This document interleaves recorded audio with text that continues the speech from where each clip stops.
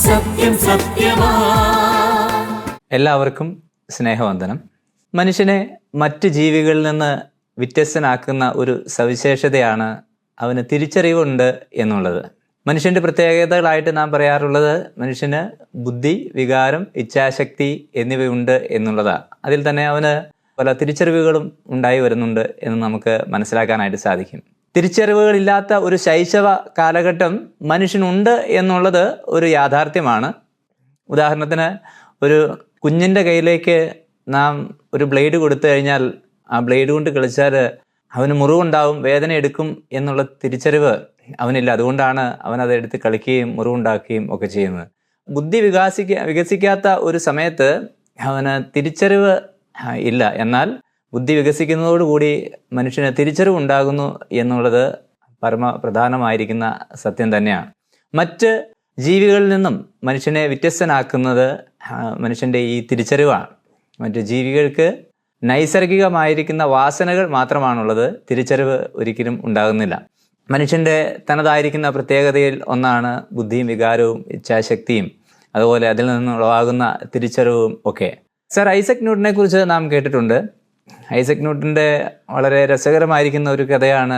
താൻ ഒരു ആപ്പിൾ മരത്തിൻ്റെ ചുവട്ടിൽ ചിന്തിച്ചുകൊണ്ടിരുന്നപ്പോഴാണ് തൻ്റെ തലയിൽ ആപ്പിൾ വീഴുകയും അങ്ങനെ ഭൂമിക്ക് ഗുരുത്വാകർഷണ ബലമുണ്ട് എന്ന് താൻ കണ്ടുപിടിക്കാനായിട്ട് ഇടയായിട്ട് തീർന്നത്. ഐസക് ന്യൂട്ടൻ ഗുരുത്വാകർഷണ ബലം കണ്ടുപിടിക്കുന്നതിന് മുമ്പേ ആപ്പിള് കീഴ്പോട്ടേക്ക് തന്നെയാണ് വീണുകൊണ്ടിരുന്നത്. പക്ഷേ ആ ഒരു ഗുരുത്വാകർഷണ ബലം എന്ന ഒരു തിരിച്ചറിവ് ഉണ്ടാകാനായിട്ട് സാധിച്ചത് തൻ്റെ തലയിൽ ഈ ആപ്പിൾ വീണപ്പോഴാണ്.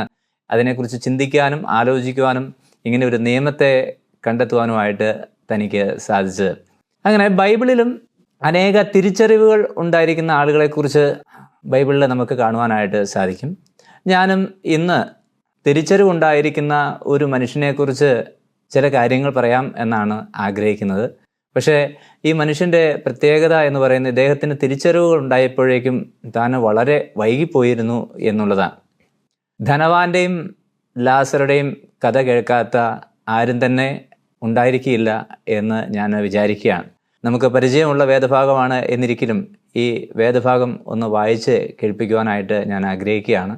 ഈ വേദഭാഗത്തിൽ നിന്നും വൈകി വന്ന തിരിച്ചറിവുകൾ എന്ന ശീർഷകത്തിൽ നിന്നുകൊണ്ട് 3-4 കാര്യങ്ങൾ പ്രിയ പ്രേക്ഷകരോട് പങ്കുവയ്ക്കാനായിട്ട് ആഗ്രഹിക്കുന്നുണ്ട്.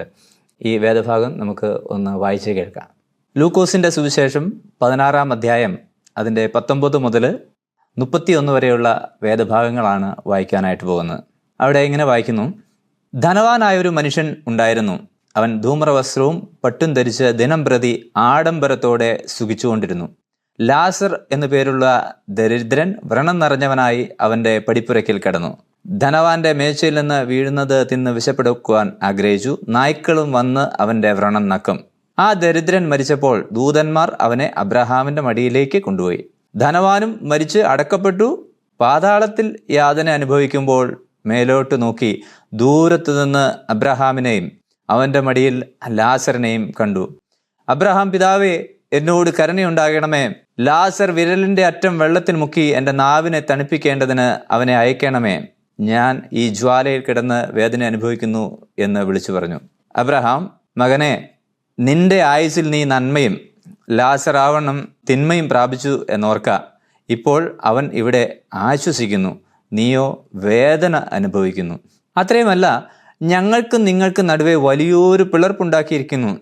ഇവിടെ നിന്ന് നിങ്ങളുടെ അടുക്കൽ കടന്നു വരുവാൻ ഇച്ഛിക്കുന്നവർക്ക് കഴിവില്ല. അവിടെ നിന്ന് ഞങ്ങളുടെ അടുക്കൽ കടന്നു വരുവാനും പാടില്ല എന്ന് പറഞ്ഞു. അതിനവൻ, എന്നാൽ പിതാവേ, അവനെ എൻ്റെ അപ്പൻ്റെ വീട്ടിൽ അയക്കണമെന്ന് ഞാൻ അപേക്ഷിക്കുന്നു. എനിക്ക് 5 സഹോദരന്മാരുണ്ട്. അവരും ഈ യാതനാസ്ഥലത്ത് വരാതിരിപ്പാൻ അവൻ അവരോട് സാക്ഷ്യം പറയട്ടെ എന്ന് പറഞ്ഞു. അബ്രഹാം അവനോട്, അവർക്ക് മോശയും പ്രവാചകന്മാരും ഉണ്ടല്ലോ, അവരുടെ വാക്ക് അവർ കേൾക്കട്ടെ എന്ന് പറഞ്ഞു.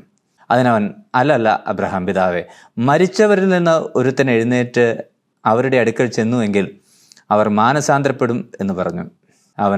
അവനോട്, അവർ മോശയുടെയും പ്രവാചകന്മാരുടെയും വാക്ക് കേൾക്കഴിഞ്ഞാൽ മരിച്ചവരിൽ ഒരുത്തൻ എഴുന്നേറ്റ് ചെന്നാലും വിശ്വസിക്കുകയില്ല എന്ന് പറഞ്ഞു. ധനവാന്റെയും ലാസറുടെയും കഥ നമുക്ക് കേട്ട് വളരെ പരിചയമുണ്ട്. എന്നാൽ ഈ ധനവാനായിരിക്കുന്ന മനുഷ്യൻ്റെ അവസ്ഥ എന്ന് പറയുന്നത് എത്ര പരിതാപകരമായിരിക്കുന്ന അവസ്ഥയാണ് എന്ന് നമുക്ക് ഈ വാക്യങ്ങൾ വായിച്ചു കേട്ടപ്പോൾ മനസ്സിലാക്കാനായിട്ട് സാധിച്ചു. ഇദ്ദേഹത്തിനും ചില തിരിച്ചറിവുകൾ ഉണ്ടായി. ആ തിരിച്ചറിവുകൾ ഏതൊക്കെയാണ് എന്ന് ഇന്ന് നിങ്ങളോടൊപ്പം പങ്കുവയ്ക്കാനായിട്ടാണ് ആഗ്രഹിക്കുന്നത്. ഒന്നാമത്, ഈ ധനവാനായിരിക്കുന്ന മനുഷ്യന് ഉണ്ടായ തിരിച്ചറിവ് എന്ന് പറയുന്നത് മരണശേഷം ഒരു ജീവിതം ഉണ്ട് എന്നുള്ളതാണ്. താൻ ഭൂമിയിൽ ആയിരുന്നപ്പോൾ തനിക്ക് ചിന്തിക്കാനായിട്ട് ഇല്ലാത്ത ഒരു വിഷയമായിരുന്നു മരണം എന്നുള്ളത്. മരണത്തെക്കുറിച്ച് താൻ ആലോചിച്ചിട്ട് പോലുമില്ല.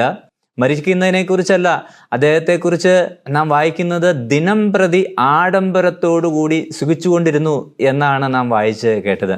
പ്രിയപ്പെട്ടവരെ, അദ്ദേഹത്തിൻ്റെ ജീവിതത്തിൻ്റെ പ്രത്യേകത, ജീവിതത്തിൽ ഓരോ ദിവസവും അദ്ദേഹം തള്ളി നീക്കിക്കൊണ്ടിരുന്നത് ഇന്ന് എന്ത് സുഖലോലുപതയിലേക്കാണ് പോകാനായിട്ടുള്ളത്, ഞാൻ അനുഭവിക്കാത്ത എന്ത് നന്മയാണ് ഇനി ഭൂമിയിലുള്ളത്, അതിനെ നേടുവാനായിട്ടുള്ള വ്യഗ്രതയും താല്പര്യവും ഒക്കെയായിരുന്നു അദ്ദേഹത്തെ ഭരിച്ചുകൊണ്ടിരുന്നത്. ഏതൊക്കെ നന്മകൾ അനുഭവിക്കാമോ, ഈ ഭൂമിയിൽ കിട്ടുന്ന എല്ലാ നന്മയും എല്ലാ ആർഭാടങ്ങളും എല്ലാ സുഖ സൗകര്യങ്ങളും അനുഭവിക്കുക എന്നുള്ളതായിരുന്നു തൻ്റെ ചിന്തകൾ മുഴുവൻ. ആ സമയത്ത് മരണത്തെക്കുറിച്ചോ മരണാനന്തര ജീവിതത്തെക്കുറിച്ചോ ആലോചിക്കുവാനോ ചിന്തിക്കുവാനോ താന് സമയം മെനക്കെട്ടില്ല. അതിനെക്കുറിച്ച് സംസാരിക്കുവാൻ പോലും തനിക്ക് താല്പര്യമില്ലായിരുന്നു എന്ന് വേണം നമുക്ക് മനസ്സിലാക്കാനായിട്ട് പറ്റുന്നത്. പ്രിയപ്പെട്ടവരെ, ഇതുപോലെ തന്നെയാണ് ഇന്നത്തെ കാലത്തെ പല മനുഷ്യരുടെയും ചിന്താഗതി. ഈ ധനവാന് ഉണ്ടായ പോലെയുള്ള ഒരു ചിന്താഗതിയാണ്. ധനവാനായിരിക്കുന്ന മനുഷ്യൻ എങ്ങനെ തൻ്റെ ആഡംബരത്തെ വർദ്ധിപ്പിക്കാം എന്ന് ചിന്തിക്കുമ്പോൾ ഇന്നത്തെ കാലത്തെ ആധുനിക മനുഷ്യരും ചിന്തിക്കുന്നത് എങ്ങനെ സുഖം, സംതൃപ്തി, വിനോദം, ആസ്വാദനം ഈ മേഖലയിലേക്ക് തൻ്റെ ശ്രദ്ധയെ കൊണ്ടുവരികയാണ് ചെയ്യുന്നത്. അതിനപ്പുറത്തേക്ക് ആത്മീയമായിരിക്കുന്ന വിഷയത്തെക്കുറിച്ച് ചിന്തിക്കുവാനോ തനിക്കൊരു ആത്മാവുണ്ടെന്നോ താൻ മരിക്കുമെന്നോ മരണശേഷം ഒരു ജീവിതമുണ്ടെന്നോ ഒന്നും ചിന്തിച്ച് തൻ്റെ ദിവസങ്ങളെ സ്പോയിൽ ചെയ്യുവാനായിട്ട് ആഗ്രഹിക്കാത്ത ഒരു തലമുറയാണ് നമുക്ക് ചുറ്റും ഉള്ളത്. എന്നാൽ ഈ ധനവാനായിരിക്കുന്ന മനുഷ്യന് വലിയൊരു തിരിച്ചറിവുണ്ടായി. താന് അവഗണിച്ച് കളഞ്ഞ പലതും ഇന്ന് യാഥാർത്ഥ്യമായിട്ട് തീർന്നിരിക്കുന്നു. അന്ന് അനേക മനുഷ്യർ അദ്ദേഹത്തോട് ഒരുപക്ഷെ പറഞ്ഞിട്ടുണ്ടാകാം, പക്ഷേ അദ്ദേഹം അതിനെ ശ്രദ്ധിക്കാനായിട്ട് മനസ്സായിട്ട് തീർന്നില്ല. അദ്ദേഹം അവിടെ ചെന്ന് കഴിഞ്ഞപ്പോൾ താൻ എത്തിയത് യാതനാ സ്ഥലത്താണ്. താനൊരിക്കൽ മരിച്ചു. നല്ലൊരു അടക്കൽ അദ്ദേഹത്തിന് ലഭിച്ചു. പക്ഷേ അദ്ദേഹം എത്തിയ സ്ഥലം എന്ന് പറയുന്നത് യാതനാ സ്ഥലമാണ്. തനിക്ക് ഈ ഭൂമിയിൽ ജീവിച്ചിരിക്കുമ്പോൾ ദാഹം അകറ്റുവാനായിട്ട് വില കൂടിയ പാനീയങ്ങൾ താൻ ഒരുപക്ഷെ ഉപയോഗിച്ചിട്ടുണ്ടാകാം. പക്ഷേ ഇപ്പോൾ താൻ ആയിരിക്കുന്ന അവസ്ഥ എന്ന് പറയുന്നത് ഒരു തുള്ളി വെള്ളത്തിന് വേണ്ടിയിട്ട് ദാഹിക്കുന്ന അവസ്ഥയാണ്. അത്ര പരിതാപകരമായിരിക്കുന്ന അവസ്ഥയിലേക്ക് താൻ എത്തി. അപ്പോഴാണ് തനിക്ക് ഒരു തിരിച്ചറിവുണ്ടായത്.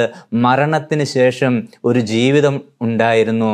മരണശേഷം ആ ഭൂമിയിൽ മാത്രം ഒതുങ്ങിപ്പോകുന്ന ഒരു ജീവിതമല്ല മനുഷ്യന് ഉണ്ടായിരുന്നത്. മരണത്തിന് ശേഷമുള്ള ഒരു ജീവിതം മനുഷ്യർക്കായിട്ട് വെച്ചിരുന്നു എന്നുള്ളത് അദ്ദേഹത്തിന് മനസ്സിലാക്കാനായിട്ട് സാധിച്ചു. 2 സ്ഥലങ്ങളെക്കുറിച്ചും അദ്ദേഹത്തിന് മനസ്സിലാക്കാനായിട്ട് സാധിച്ചു. ഒന്ന്, നാം വായിക്കുന്ന വേദഭാഗത്ത്, ഒന്ന് താൻ എത്തിപ്പെട്ട യാതനാസ്ഥലം, ഒന്ന് തൻ്റെ ദാസനായിരുന്ന തനിക്ക് ശുശ്രൂഷ ചെയ്തുകൊണ്ട് പോയിരുന്ന തൻ്റെ പടിവാതിക്കൽ കിടന്നിരുന്ന ലാസർ എന്നു പേരുള്ള മനുഷ്യൻ. അദ്ദേഹം അബ്രഹാമിൻ്റെ മടിത്തട്ടിൽ സ്വർഗത്തിൽ ഇരുന്ന് ആശ്വസിക്കുന്ന ചിത്രമാണ് താൻ കണ്ടത്.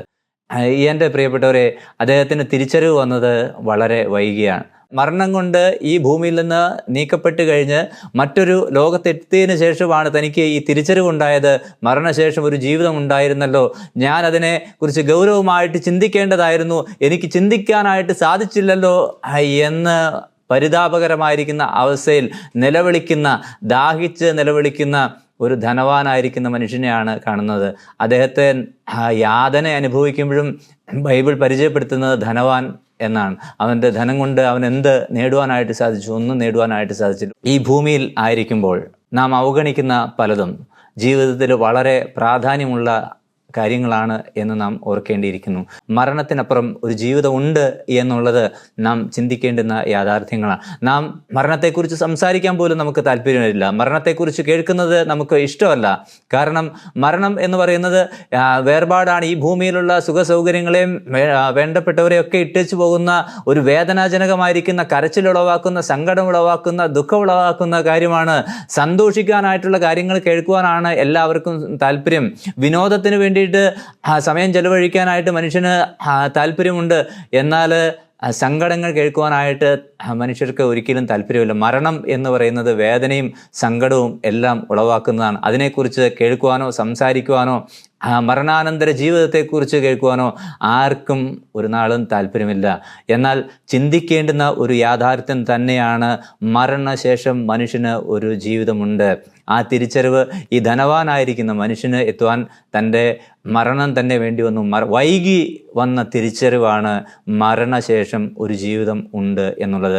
എന്നെ കേൾക്കുന്ന പ്രിയപ്പെട്ടവരെ, നിങ്ങൾക്കാർക്കും അങ്ങനെ ഒരു അവസ്ഥ ഉണ്ടാവാതിരിക്കട്ടെ. ഇന്ന് തന്നെ മരണാനന്തര ജീവിതത്തെക്കുറിച്ച് ചിന്തിക്കുകയും മരണശേഷം ഞാൻ എവിടെയായിരിക്കും എന്ന് ചിന്തിക്കുന്നതും നമ്മുടെ ആത്മാവിനെ സംബന്ധിച്ച്, ആത്മാവിൻ്റെ രക്ഷയെ സംബന്ധിച്ച് തീരുമാനമെടുക്കാനായിട്ട് നമ്മെ ഓരോരുത്തരെയും സഹായിക്കും. രണ്ടാമതായിട്ട് ഈ മനുഷ്യന് ഉണ്ടായ തിരിച്ചറിവ് എന്ന് പറയുന്നത് മരണത്തിന് ശേഷം ഒരു തെരഞ്ഞെടുപ്പ് സാധ്യമല്ല എന്നുള്ളതാണ്. ഈ ധനവാനായിരിക്കുന്ന മനുഷ്യൻ അബ്രഹാം പിതാവിനോട് നിലവിളിക്കുന്നുണ്ട്, വിരലിൻ്റെ അറ്റം വെള്ളത്തിൽ മുക്കി എൻ്റെ തൊണ്ടയെ തണുപ്പിക്കേണ്ടതിന് ലാസറിനെ അയക്കണമേ എന്ന് ആവശ്യപ്പെടുന്നുണ്ട്. പ്രിയപ്പെട്ടവരെ, എത്ര കഠിനമായിരിക്കുന്ന ദാഹത്തിൻ്റെ അവസ്ഥയിലൂടെയാണ് ഈ മനുഷ്യൻ കടന്നു പോകുന്നത്. യാതനാസ്ഥലവും അതുപോലെ ആശ്വസിക്കുന്ന ഒരു സ്ഥലവും ഉണ്ട് എന്ന് തനിക്ക് മനസ്സിലായി. എന്നാൽ തനിക്ക് യാതനാസ്ഥലത്ത് നിന്ന് സ്വർഗത്തിലേക്കോ അതുപോലെ സ്വർഗത്തിൽ നിന്ന് യാതനാ സ്ഥലത്തേക്കോ പോകുവാനായിട്ട് ഒരു തിരഞ്ഞെടുപ്പ് നടത്തുവാനായിട്ട് സാധിക്കില്ല. കാരണം അബ്രഹാം പിതാവ് പറയുന്നുണ്ട്, ഇവിടെ നിന്ന് ആർക്കും അങ്ങോട്ടേക്ക് വരുവാനായിട്ട് സാധിക്കുകയില്ല, അവിടെ നിന്ന് ഇങ്ങോട്ടേക്ക് വരുവാനായിട്ടും സാധിക്കുകയില്ല. പ്രിയപ്പെട്ടവരെ, സ്വർഗത്തിലേക്കും നരകത്തിലേക്കും പോകണം എന്നുള്ളത് മരണശേഷം എടുക്കേണ്ടുന്ന ഒരു തിരഞ്ഞെടുപ്പല്ല. മരണശേഷം നാം എവിടെ ചെല്ലുന്നു എന്ന്, മരണശേഷം നമുക്കൊരു തിരഞ്ഞെടുപ്പിന് അവസരമില്ല എന്ന് ആ മനുഷ്യന് തിരിച്ചറിവുണ്ടായി. ഒരു പക്ഷേ അദ്ദേഹത്തെക്കുറിച്ച് പറഞ്ഞ അദ്ദേഹം മരിച്ചു, അടക്കപ്പെട്ടു എന്നൊക്കെ നാം വായിക്കുന്നുണ്ട്. അദ്ദേഹത്തിൻ്റെ 5 സഹോദരന്മാർ ഉണ്ട്. ഒരുപക്ഷെ ശേഷക്രിയകൾ ഒക്കെ ചെയ്തിട്ടുണ്ടാവും.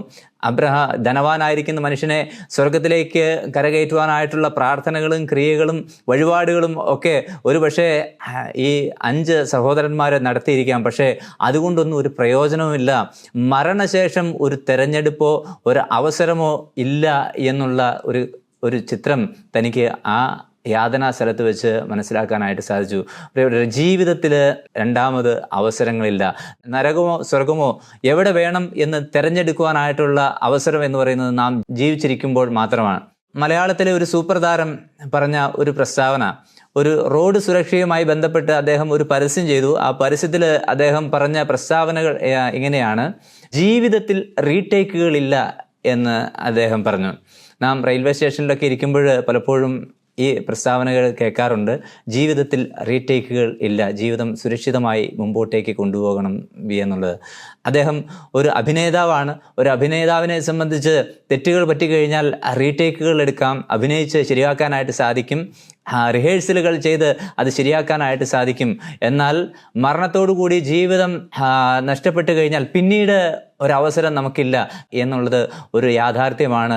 ഈ ധനവാനായിരിക്കുന്ന മനുഷ്യനും മരണത്തിന് ശേഷമാണ് മനസ്സിലായത്, ഇനി തിരഞ്ഞെടുക്കുവാൻ തനിക്ക് അവസരമില്ല. താൻ ഭൂമിയിൽ ജീവിച്ചിരുന്നപ്പോൾ തിരഞ്ഞെടുക്കേണ്ടുന്ന ഒന്നായിരുന്നു. തൻ്റെ നിത്യത എവിടെ ചെലവഴിക്കണം എന്നുള്ള ഒരു തിരഞ്ഞെടുപ്പ് താൻ ഭൂമിയിൽ ഇരിക്കുമ്പോൾ എടുക്കേണ്ടത് ഒന്നായിരുന്നു എന്ന് തനിക്ക് മനസ്സിലായി. മൂന്നാമത് തനിക്കുണ്ടായ ഒരു തിരിച്ചറിവാണ് ദൈവത്തിൻ്റെ വചനം സത്യമായിരുന്നു എന്നുള്ള തിരിച്ചറിവ്. അബ്രഹാം പിതാവിനോട് താൻ വളരെ അലറിക്കരഞ്ഞുകൊണ്ട് വളരെ സങ്കടത്തോടു കൂടി ചോദിച്ചു, തൻ്റെ അടുത്തേക്ക് സ്വർഗത്തിൽ നിന്ന് ഒരാൾക്ക് വന്ന് തന്നെ ആശ്വസിപ്പിക്കാനായിട്ട് സാധിക്കുകയില്ല, ഒരു തുള്ളി വെള്ളം അവിടെ കിട്ടുകയില്ല, യാതനാ സ്ഥലത്ത് നിന്ന് സ്വർഗത്തിലേക്ക് പോകുവാനായിട്ടും സാധിക്കുകയില്ല എന്ന് അബ്രഹാം പിതാവ് പറഞ്ഞപ്പോൾ താൻ ചോദിക്കുന്ന ഒരു ചോദ്യമുണ്ട്. എനിക്ക് 5 സഹോദരന്മാരുണ്ട്, ഈ 5 സഹോദരന്മാരുടെ അടുത്തേക്ക് ലാസറിനെ അയക്കണം. അബ്രഹാം പിതാവ് പറഞ്ഞു, അവർക്ക് മോശയും പ്രവാചകന്മാരും ഉണ്ടല്ലോ. മോശയും പ്രവാചകന്മാരും പറഞ്ഞത് ദൈവത്തിൻ്റെ അരുളപ്പാടാണ് മോശയും പ്രവാചകന്മാരും അന്നത്തെ കാലഘട്ടത്തിൽ പറഞ്ഞത്. അപ്പോൾ ഈ മനുഷ്യൻ പറയുന്നുണ്ട്, മരിച്ച ഒരാൾ ചെന്ന് സാക്ഷ്യം പറഞ്ഞാൽ ഇവർ വിശ്വസിക്കും. മോശയുടെയും പ്രവാചകന്മാരുടെയും വാക്കുകളല്ല, മരിച്ചുപോയ ഒരാൾ ചെന്ന് അവരോട് സാക്ഷ്യം പറഞ്ഞാൽ അവർ വിശ്വസിക്കും, അവർ മാനസാന്തരപ്പെടും, അവർ ഈ യാതനാ സ്ഥലത്ത് എത്താതെ തങ്ങളുടെ നിത്യത അബ്രഹാം പിതാവിനോട് എൻ്റെ മടിയിൽ സ്വസ്ഥത അനുഭവിക്കുന്ന സ്വർഗ്ഗസ്ഥലങ്ങളിൽ ചെലവഴിക്കാനായിട്ട് സാധിക്കും എന്ന് താൻ അവകാശപ്പെട്ടു. അപ്പോൾ അബ്രഹാം പിതാവ് പറയുന്ന ഉത്തരം നമുക്കറിയാം, മോശയുടെയും പ്രവാചകന്മാരുടെയും വാക്ക് വിശ്വസിച്ചില്ല എങ്കിൽ മരിച്ചവരിൽ ഒരുത്തൻ ചെന്ന് പറഞ്ഞാലും വിശ്വസിക്കുകയില്ല എന്ന് പറഞ്ഞു. പ്രിയപ്പെട്ടവരെ, ഈ ധനവാനായിരിക്കുന്ന മനുഷ്യനും മോശയുടെയും പ്രവാചകന്മാരുടെയും വാക്കുകൾ ഒരുപക്ഷെ തൻ്റെ വീട്ടിലുണ്ടായിരിക്കാം, തൻ്റെ വീട്ടിൽ എഴുതപ്പെട്ട ലിഖിതങ്ങൾ ചിലപ്പോൾ ഉണ്ടായി എന്ന് വന്നേക്കാം. മോശയുടെ പ്രവാചകന്മാരുടെയും ദൈവത്തിൻ്റെ അരുളപ്പാടുകളൊക്കെ ഒരുപക്ഷെ താൻ കേട്ടിട്ടുണ്ടായിരിക്കാം. പക്ഷേ താൻ അതിനെയൊക്കെ അവഗണിച്ചു. ജീവിതത്തിൽ വളരെ പ്രധാനം എന്ന് തോന്നിയ കാര്യങ്ങൾക്ക് വേണ്ടി താൻ സമയം ചെലവഴിച്ചു. ആത്മീയ സത്യങ്ങൾക്ക് താൻ വലിയ പ്രാധാന്യം കൊടുത്തില്ല. മോശയും പ്രവാചകന്മാരുടെയും ദൈവത്തിൻ്റെയും വാക്കുകളെ അവഗണിച്ചു കളഞ്ഞു. ദൈവത്തിൻ്റെ വചനത്തെ അവഗണിക്കുന്നത് എത്ര വലിയ ഭോഷത്വമാണ് എന്ന് തനിക്ക് തിരിച്ചറിവുണ്ടായി. താനും ഒരുപക്ഷെ താൻ സുഖലോലുപതയിൽ ജീവിച്ചിരുന്ന സമയത്ത് ഇതുപോലെയുള്ള പ്രസംഗങ്ങളും അതുപോലെ ദൈവത്തിൻ്റെ വചനങ്ങളും ഒക്കെ അവഗണിച്ചു പോകാനായിട്ടുള്ള സാധ്യതയുണ്ട്. ഇന്നത്തെ മനുഷ്യൻ്റെയും ഒരു ചിന്താഗതി ഇത് തന്നെയാണ്. മറ്റ് ആസ്വാദനങ്ങൾക്ക് വേണ്ടിയിട്ട് സമയം ചെലവഴിക്കാനായിട്ടാണ് താല്പര്യം. ഇഷ്ടപ്പെട്ട ടീമിൻ്റെ കളി ഉണ്ടെങ്കിൽ അത് കാണാനായിട്ടാണ് താല്പര്യം. ഇഷ്ടപ്പെട്ട സിനിമ റിലീസായി കഴിഞ്ഞാൽ അത് ആദ്യത്തെ ദിവസം തന്നെ പോയി കാണാനായിട്ടാണ് താല്പര്യം. അതിൻ്റെ റിവ്യൂസ് മനസ്സിലാക്കി അതിലേക്ക് ഓടാനായിട്ടാണ് മനുഷ്യന് എപ്പോഴും താല്പര്യം. ആത്മീയ വിഷയങ്ങളിൽ, ദൈവത്തിൻ്റെ വചനത്തെ സംബന്ധിച്ചുള്ള വിഷയങ്ങളിൽ മനുഷ്യർക്ക് താല്പര്യം കുറഞ്ഞിരിക്കുന്നു. അത് എത്രയോ വലിയ അപകടങ്ങളിലേക്ക് എത്തിക്കും എന്നുള്ളത് ധനവാന്റെ ജീവചരിത്രം നമുക്ക് വ്യക്തമാക്കി തരുന്നു. ദൈവത്തിൻ്റെ വചനത്തെ അവഗണിക്കുന്നത് ദൂരവ്യാപകമായിരിക്കുന്ന പ്രയാസങ്ങൾ നമുക്കുണ്ടാകും എന്നതിൽ യാതൊരുവിധ സംശയവുമില്ല. ദൈവത്തിൻ്റെ വചനത്തെ അവഗണിച്ചു പ്രത്യേകിച്ച് ഒന്നും വന്നില്ല എന്നുള്ളതാണ് നമ്മളുടെ ചിന്ത. എന്നാൽ പ്രിയപ്പെട്ടവരെ ഓർക്കുക, ദൈവത്തിൻ്റെ വചനത്തെ അവഗണിക്കുന്നത് നമുക്ക് നഷ്ടം വരുത്തും, നമുക്ക് പ്രയോജനകരമായിട്ട് തീരുകയില്ല. വളരെ നിസ്സാരമെന്ന്, ദൈവത്തിൻ്റെ വചനത്തെ നിസ്സാരമെന്ന് കരുതി തൃണവൽക്കരിച്ചുകൊണ്ട് മുമ്പോട്ടേക്ക് പോകുമ്പോൾ ഓർത്തുകൊള്ളുക, അത് നമ്മുടെ ജീവിതത്തിലെ വലിയ നഷ്ടം തന്നെയാണ്. ഡോക്ടർ APJ അബ്ദുൽ കലാം പറഞ്ഞ അദ്ദേഹത്തിൻ്റെ ആത്മകഥയായിരിക്കുന്ന അഗ്നിച്ചിറകുകളിൽ, വിങ്സ് ഓഫ് ഫയർ എന്ന പുസ്തകത്തിൽ അദ്ദേഹം രേഖപ്പെടുത്തിയിരിക്കുന്ന ഒരു കാര്യമുണ്ട്. വളരെ നിസ്സാരമായിട്ട് താൻ അവഗണിച്ച ഒരു കാര്യം, തൻ്റെ റോക്കറ്റ് ലോഞ്ചിന് തടസ്സമുണ്ടാക്കിയ ഒരു സംഭവത്തെക്കുറിച്ച് അദ്ദേഹം വിവരിക്കുകയുണ്ടായി. താൻ SLV എന്ന് പറയുന്ന സാറ്റലൈറ്റ് വിക്ഷേപിക്കുന്ന വാഹനത്തിൻ്റെ ഇന്ധനങ്ങളെല്ലാം ചെക്ക് ചെയ്യാനായിട്ട് താൻ ലാബിൽ തൻ്റെ സഹപ്രവർത്തകനോടൊപ്പം ചെക്ക് ചെയ്തുകൊണ്ടിരുന്നപ്പോൾ അദ്ദേഹത്തിൻ്റെ നെറ്റിയിൽ നിന്ന് ഒരു തുള്ളി വിയർപ്പ് ആ ലാബിലേക്ക് വീഴുകയും ലാബിൽ സോഡിയത്തിലേക്ക് വീഴുകയും അത് റിയാക്ട് ചെയ്യുകയും വലിയ ഒരു സ്ഫോടനം അവിടെ ഉണ്ടാവുകയും അങ്ങനെ വിക്ഷേപണത്തിന് റെഡിയായിട്ട് നിന്ന ആ സാറ്റലൈറ്റ് അങ്ങനെ വിക്ഷേപിക്കാൻ കഴിയാതെ വലിയൊരു സ്ഫോടനം ഉണ്ടാവുകയും തലനാരിഴയ്ക്കാണ് അബ്ദുൽ കലാമും അതുപോലെ തൻ്റെ സഹപ്രവർത്തകനും രക്ഷപ്പെട്ടത് എന്ന് താൻ തൻ്റെ ആത്മകഥയിൽ രേഖപ്പെടുത്തിയിട്ടുണ്ട്. വളരെ നിസ്സാരം എന്ന് അവഗണിച്ചു ഒരു തുള്ളി വിയർപ്പ് എങ്ങനെയാണ് ഒരു ലാബിൽ റിയാക്ട് ചെയ്ത് ഒരു മിഷനെ തകർത്ത് കളഞ്ഞത് എന്ന് അദ്ദേഹം എങ്ങനെ പറയുകയുണ്ടായി. പ്രിയപ്പെട്ടവരെ, ദൈവത്തിൻ്റെ വചനത്തെ അതുപോലെയാണ് വളരെ നിസ്സാരം എന്ന് ആളുകൾ കരുതും. എന്നാൽ അതിനെ അവഗണിക്കുന്നത് വളരെ ദോഷം ചെയ്യും എന്നുള്ളത് ഓർപ്പിക്കട്ടെ. അന്ന് അബ്രഹാം പിതാവ് പറഞ്ഞ ഒരു സത്യം എന്ന് പറയുന്നത് അന്ന് മോശയും പ്രവാചകന്മാരും ഉണ്ടല്ലോ എന്നുള്ളതാണ്. ഇന്ന് നമുക്ക് പറയാനായിട്ട് ഉള്ള ഒരു കാര്യം എന്ന് പറയുന്നത് ഇന്ന് അപ്പോസ്തലന്മാരുണ്ട്, കർത്താവായ യേശു ക്രിസ്തു പറഞ്ഞ വാക്യങ്ങളുണ്ട്. പ്രിയപ്പെട്ടവരെ, ദൈവത്തിൻ്റെ വചനത്തെ അവഗണിക്കുന്നത് ശരിയായ കാര്യമല്ല. അതുകൊണ്ട് എന്താണ് ഇവരൊക്കെ ദൈവത്തിൻ്റെ വചനത്തിലൂടെ നമ്മളോട് പറഞ്ഞത്? കർത്താവായ യേശു ക്രിസ്തുവിൽ വിശ്വസിക്കുക, കർത്താവായ യേശു ക്രിസ്തു നമ്മുടെ പാപങ്ങൾക്ക് പരിഹാരമായിട്ട് മരിച്ചു എന്നുള്ള സത്യമാണ് ഈ അപ്പോസ്തലന്മാർ പറഞ്ഞത്. അതുപോലെ സുവിശേഷകന്മാർ പ്രസംഗിച്ചതും ഇതേ സത്യം തന്നെയാണ്. കർത്താവായ യേശു ക്രിസ്തു എന്തുകൊണ്ടാണ് ഭൂമിയിലേക്ക് ജഡം ധരിച്ച് ഭൂമിയിലേക്ക് വന്ന് മനുഷ്യൻ്റെ പാപങ്ങളെ ഏറ്റെടുത്ത് മനുഷ്യൻ്റെ പ്രതിനിധിയായിട്ട് നിന്നുകൊണ്ട് മനുഷ്യന് പകരക്കാരനായിട്ട് മരിക്കുവാനായിട്ടാണ് കർത്താവായ യേശു ക്രിസ്തു സ്വർഗത്തിൽ നിന്ന് ഭൂമിയിലേക്ക് ഇറങ്ങി വന്നത്. അവൻ ദൈവരൂപത്തിലിരിക്കെ ദൈവത്തോടുള്ള സമത്വം മുറുകെ പിടിച്ചുകൊള്ളണം എന്ന് വിചാരിക്കാതെ ദാസരൂപമെടുത്ത് മനുഷ്യനായി വിളങ്ങി തന്നെത്താൻ താഴ്ത്തി ക്രൂശിലെ മരണത്തോളം തന്നെത്താൻ താഴ്ത്തി എന്ന് നാം ദൈവത്തിൻ്റെ വചനത്തിൽ വായിക്കുന്നു. പ്രിയപ്പെട്ടവരെ, മനുഷ്യ സാദൃശ്യത്തിലായി മനുഷ്യൻ്റെ പാപങ്ങൾക്കാണ് പരിഹാരം വരുത്തുവാനായിട്ടുള്ളത്. കർത്താവായ യേശു ക്രിസ്തു ഈ ഭൂമിയിലേക്ക് വന്നത് മനുഷ്യൻ്റെ പാപങ്ങളെ പരിഹരിക്കുവാനായിട്ടാണ്, മനുഷ്യൻ്റെ പാപങ്ങളെ ചുമന്നൊഴിക്കുവാനായിട്ടാണ് കർത്താവായ യേശു ക്രിസ്തു ഭൂമിയിൽ വന്നത്. ഈ കർത്താവായ യേശു ക്രിസ്തുവിൽ വിശ്വസിക്കുമ്പോഴാണ് ഒരു മനുഷ്യന് സ്വർഗം ലഭിക്കുന്നത്. നമ്മുടെ നിത്യത, നമ്മുടെ തെരഞ്ഞെടുപ്പുകൾ തെറ്റിപ്പോകാനിടയാവരുത്. ജീവിച്ചിരിക്കുമ്പോൾ തന്നെ കർത്താവ് യേശു ക്രിസ്തുവിൽ വിശ്വസിക്കാൻ ദൈവം നമ്മളെ എല്ലാവരെയും സഹായിക്കട്ടെ. ഞാൻ വൈകി വന്ന തിരിച്ചറിവ് എന്നുള്ളതാണ് ഞാൻ പറഞ്ഞ വിഷയം. പ്രിയപ്പെട്ടവരെ, എന്നെ കേൾക്കുന്നവർ നിങ്ങൾ ആരും വൈകി തിരിച്ചറിവ് വന്നവരല്ല. നിങ്ങൾ ജീവിച്ചിരിക്കുമ്പോഴാണ് ഈ സന്ദേശം കേൾക്കുന്നത്. നിങ്ങൾ വൈകിട്ടില്ല.